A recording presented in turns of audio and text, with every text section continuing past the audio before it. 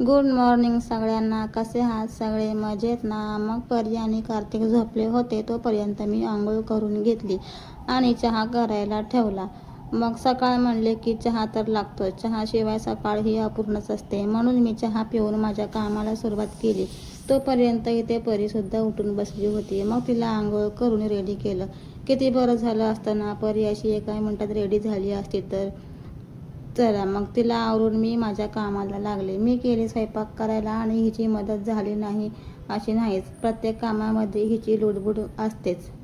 तर हिने कांदा कापूस तर मी माझा स्वयंपाक करून घेतला. असा दोघींनी मिळून आम्ही स्वयंपाक केला. तिला खाऊ घालून झोपी घातली आणि नंतर मग मी जेवायला बसले.